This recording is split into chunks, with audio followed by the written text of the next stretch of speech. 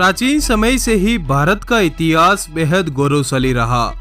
अंग्रेजों के आने से पहले भारत में कई साम्राज्य हुए, जिन्होंने विस्तारवादी नीतियां अपनाते हुए खुद को यहाँ स्थापित करने की कोशिश की। इस कारण समय समय पर नए साम्राज्य बनते रहे और पुरानों का पतन होता रहा। इस कोशिश में कई निर्णायक लड़ाइयाँ भी होती रही। इनमें कुछ काल के गाल में समा गई तो कुछ को इतिहास के पन्नों में जगह मिली। तराइन की लड़ाई भी उन्हीं में से एक है। तराइन के युद्ध को भारत के इतिहास के सबसे भयानक युद्धों में से एक माना जाता है। इस युद्ध के बाद से ही भारत सैकड़ों सालों के लिए गुलाम हो गया था। आइए डिमांडिंग पंडित के साथ जानते हैं भारत के इतिहास के सबसे खतरनाक युद्धों में से एक तराइन के युद्ध को। बात आज से 1000 साल पहले की है, जब महमूद गजनवी ने 998 से लेकर 1030 ईस्वी तक भारत के कुछ हिस्सों में राज किया। बाद में उसकी मृत्यु के बाद मोहम्मद गोरी ने गजनी को अपने नियंत्रण में कर लिया।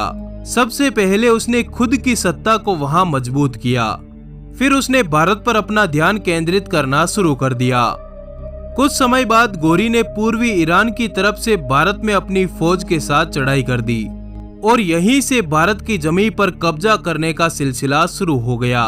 साल 1175 के आसपास तक वह मुल्तान समेत लगभग पूरे सिंध पर कब्जा करने में सफल रहा।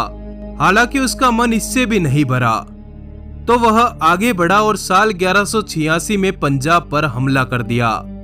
वह यही नहीं रुका, कई प्रांतों पर कब्जा करने के बाद गोरी के कदम पंजाब के भटिंडा की जमीन पर जा पहुंचे, जो दिल्ली के सम्राट पृथ्वीराज चौहान की सत्ता में आता था।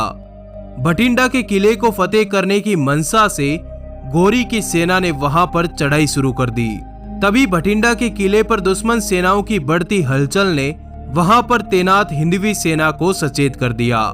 इसी के तहत साल 1191 में सम्राट पृथ्वीराज चौहान ने तराइन के मैदानों में गोरी और उसकी सेना पर भयंकर धावा बोला और उसे वहां से खदेड़ दिया। चूंकि यह युद्ध हरियाणा के एक छोटे से शहर तराइन में लड़ा गया, इसलिए इस लड़ाई को तराइन की पहली लड़ाई का नाम दिया गया। पृथ्वीराज चौहान की सेना से हारने के बाद गोरी की हर जगह किरकिरी हुई। वह किसी भी तरह से तराइन को फतेह करना चाहता था। हर दिन तराइन को फतेह करने के लिए उसने दूसरी लड़ाई शुरू करने के लिए मंसूबे बनाने शुरू कर दिए। इसी कोशिश में तराइन के पहले युद्ध में हारने के बाद मोहम्मद गोरी पूरे 1 साल तक अपने परिवार से नहीं मिला। असल में वह दूसरी लड़ाई की तैयारियों में जुटा था। उसके सिर पर तो तराइन को फतेह करने का भूत सवार हो गया था। आखिर 1 साल तक कड़ी रणनीति बनाने के बाद साल 1192 में गोरी ने अपने विशाल लश्कर के साथ एक बार फिर हरियाणा के तराइन शहर की ओर चढ़ाई शुरू कर दी। वहीं सम्राट पृथ्वीराज को गोरी की सेना द्वारा किए जा रहे हमले की तैयारियों की खबर पहले ही मिल चुकी थी। उन्होंने कुशल रणनीति बनाते हुए महत्वपूर्ण रास्तों को बंद कर दिया, ताकि गोरी की सेना अचानक से तराइन में हमला न कर सके। साथ ही सम्राट पृथ्वीराज ने भी अपनी सेना को संगठित कर लिया। इधर मोहम्मद गोरी तराइन के मैदान में पहुंच चुका था। उसने हजारों सैनिकों की मदद से पृथ्वीराज चौहान के साम्राज्य को घेर लिया। बावजूद इसके पृथ्वीराज के नेतृत्व में उनकी सेना ने गोरी का डटकर मुकाबला किया। कहा जाता है कि गोरी की फौज में हजारों लाखों फौजी थे, वहीं 20,000 लड़ाकुओं का एक विशाल लश्कर था। कुल मिलाकर इस बार गोरी पूरी तैयारी के साथ मैदान में उतरा था। इस कारण वह अपना दबदबा बनाने में कामयाब रहा। युद्ध की शुरुआत तीर कमान और भालों से हुई।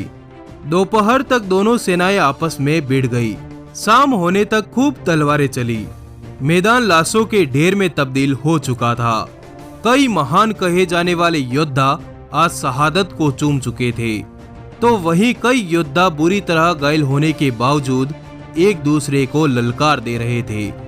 संध्या का सूरज ढलते ही युद्ध विराम का ऐलान कर दिया गया, जिसके बाद दोनों सेनाएं अपने अपने खेमे में लौट गई। कहा जाता है कि गोरी ने युद्ध नियमों के विपरीत जाकर रात्रि के समय पृथ्वीराज की सोई हुई सेना पर हमला कर दिया। इस अचानक हमले से सम्राट पृथ्वीराज की सेना तीतर बीतर हो गई। हाथियों को निशाना बनाकर तीर मारे जाने लगे, जिससे वे पागल होकर इधर उधर भागने लगे और अपनी ही सेना के हजारों लोगों को कुचल डाला। इसी अचानक हमले में सम्राट पृथ्वीराज चौहान को भी कैद कर लिया गया। सम्राट पृथ्वीराज को बंदी बनाकर जब गौरी के सामने पेश किया गया तो मोहम्मद गौरी ने पृथ्वीराज की आंखों को गर्म सलाखों से जला दिया और कई यातनाएं देते हुए अंततः गौरी ने पृथ्वीराज चौहान को मारने का फैसला कर लिया। पर इतिहास अभी और कुछ लिखने वाला था। हुआ यूं कि इससे पहले गौरी पृथ्वीराज को मार डालता, उसी समय पृथ्वीराज के राजकवि चंद्रबरदाई ने गौरी को अपने राजा की एक खूबी बताई कि पृथ्वीराज चौहान शब्द भेदी बाण चलाने में माहिर हैं। वह मात्र आवाज सुनकर तीर चला सकते हैं। यह बात सुन गौरी ने रोमांचित होकर इस कला के प्रदर्शन का आदेश दिया। तब अंधे कर दिए गए सम्राट पृथ्वीराज को तीर कमान दिए गए। तभी कवि चंद्रबरदाई ने सम्राट से कहा, 4 बांस 24 गज, अंगुल अष्ट प्रमाण, ता ऊपर सुल्तान है, मत चूको चौहान। चंद्रबरदाई की इन पंक्तियों को सुन सम्राट समझ गए कि गौरी किस दिशा में बैठा है और उन्होंने उसी दिशा में तीर दे मारा और गौरी को वहीं मार गिराया। इस तरह गौरी द्वारा अंधे कर देने के बाद भी सम्राट पृथ्वीराज चौहान ने अपनी हार का बदला ले ही लिया। गौरी के मारे जाने के बाद उसकी सेना से बचने के लिए चंद्रबरदाई और पृथ्वीराज ने एक दूसरे के पेट में खंजर भोंककर आत्म बलिदान कर दिया। बताते चले कि सम्राट पृथ्वीराज ने गौरी को पहले भी युद्धों में 16 बार धूल चटाई थी, लेकिन हर बार उसे जीवित छोड़ दिया। 17वीं बार भी वह पृथ्वीराज को नहीं हरा पाता। अगर वह जंग उसने उसूलों से लड़ी होती।